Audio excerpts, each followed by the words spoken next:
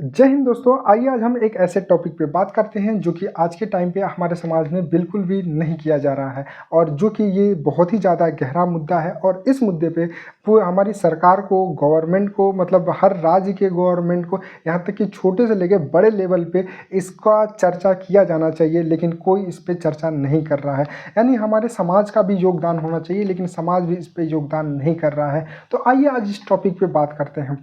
तो चलिए शुरू करते हैं। दोस्तों, आप सभी सोच रहे होंगे कि कौन सी टॉपिक है जो जिस पे इतनी सारी गंभीर मुद्दाएं मैं आरोप लगा रहा हूँ, मतलब बोल रहा हूँ कि ये चीज़ें होनी चाहिए। दोस्तों, सबसे पहली हमारी समस्या ये है कि हमारे देश की जनसंख्या लगातार बढ़ती जा रही है। जी हाँ दोस्तों, हमारी देश की संख्या इतनी तेज़ी से बढ़ती जा रही है जितने कि हमारे पास भूभाग भी नहीं है। अगर देखा जाए तो आप देख सकते हैं कि आपके गली मोहल्ले या फिर जहाँ भी, जिस शहर में भी या फिर जिस राज्य में भी आप रखते हैं, वहाँ पे लोगों की कितनी ज़्यादा भीड़ है। हमारी जो पॉपुलेशन है 1.4 बिलियन हो गई है, मतलब 1 अरब 40 करोड़। मतलब आप देख सकते हैं कि देश, विश्व के अलग अलग देशों में अलग अलग तरीके की समस्याएं आ रही हैं जनसंख्या को लेके। बहुत सारे ऐसे देश हैं जहाँ पे जनसंख्या वृद्धि नहीं हो रही है, तो इस वजह से वहाँ पे कपल्स को ज़्यादा टाइम बिताने के लिए, ये ज़्यादा टाइम एक दूसरे को साथ स्पेंड करने के लिए छुट्टियाँ दी जा रही हैं। वहीं हमारे यहाँ क्या है कि काम के आवर्स को बढ़ाया जा रहा है ताकि इससे भी जनसंख्या कम हो।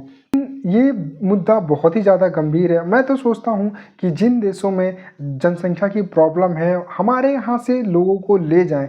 कम से कम एक दो होगा चीज़ें, एक तो वहाँ की जनसंख्या फुलफिल हो जाएगी और दूसरी हमारे यहाँ पे जो है जनसंख्या बर्डन है वो कम हो जाएगा। लेकिन ये भी प्रॉब्लम है कि हमारे यहाँ के लोग हैं वो थोड़ा एक्स्ट्रा ऑर्डिनरी हैं, क्योंकि वहाँ पे जाएंगे तो जाति धर्म के नाम पे फिर से एक पूरा शहर बसा देंगे, बाद में पूरा वो देसी उसमें बर्बाद हो जाएगा। तो शायद इस वजह से भी कोई देश इसमें हाथ न बढ़ाता हो। लेकिन देखिए दोस्तों, ये चीज़ बहुत ही ज़्यादा ज़रूरी है और इसके लिए बहुत ही ज़रूरी कदम उठाया जाना चाहिए हमारी सरकार में।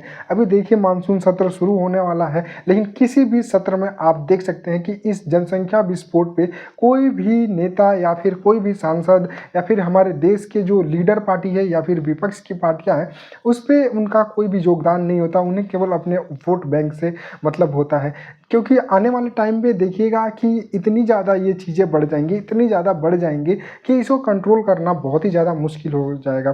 तो वहीं मेरा सरकार से रिक्वेस्ट है कि अगर आप जनसंख्या पे वृद्धि पे कोई कानून लाते हैं और उसे फोर्सफुली इम्प्लीमेंट करते हैं, तो उससे हमारे, न कि हमारे देश का ही फ़ायदा होगा, बाकी पूरे ऑल ओवर हमारी कम्युनिटी, हमारी समाज, हमारी इकोनॉमी को भी फ़ायदा होगा।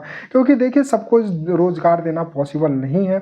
गवर्नमेंट जॉब तो वैसे भी ख़त्म हो रही है। हाँ, ये हो सकता है कि हम इंडस्ट्री बढ़ाएं, इंडस्ट्री में लोग करें।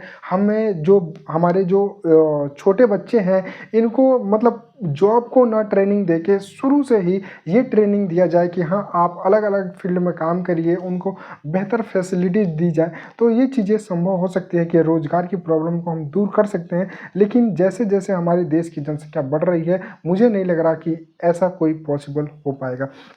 तो सरकार को इस पे सख्त से कदम उठाना चाहिए और हमारे समाज में जो भी लोग हैं उनको भी ये कदम उठाना चाहिए और सरकार को मजबूर करना चाहिए कि इस पे कोई कानून बनाए। क्योंकि भाई आज हम लड़के लड़की की समानता की बात करते हैं अब, और देखते हैं कि एक बच्चे की चाह में, एक लड़की की चाह में कई लड़कियां पैदा हो जाती है, 5-6। तो ये चीज़ें इक्वालिटी के नाम पे हमें मतलब केवल बेवकूफ़ बनाया जाता है। सरकार क्या करे, अगर पॉलिसी को इम्प्लीमेंट करना है तो उसके लिए उसे बेहतर पॉलिसी बनानी होगी। जैसे मान लीजिए कि अगर जिसके 1 चाइल्ड या चाइल्ड हैं, तो उसे एक बेहतर फैसिलिटी मुहैया कराना चाहिए। जैसे कि बच्चा जब पढ़ता है तो उसको सब्सिडी देनी चाहिए। जो बच्चे के जो पिता हैं उनको बहुत सारी, अगर 1-2 चाइल्ड पॉलिसी में आते हैं, तो अगर इससे आगे बढ़ते हैं तो उन्हें कोई भी बेहतर सुविधा नहीं दी जानी चाहिए। क्योंकि गवर्नमेंट को भी क्या करना पड़ेगा यार, अगर 5-6 बच्चे होंगे तो कहाँ से सारी सुविधाएं दे पाएगी। तो इस चक्कर में लोग कहेंगे कि हाँ हमें बेहतर सुविधा मिले, वो अपने फ्यूचर प्लानिंग को अच्छे से करेंगे और ये समझेंगे कि नहीं, ये जो फ्यूचर प्लानिंग है वो अच्छे से किया जाएगा, तभी हमारी सरकार भी हमारी सहयोग करेगी।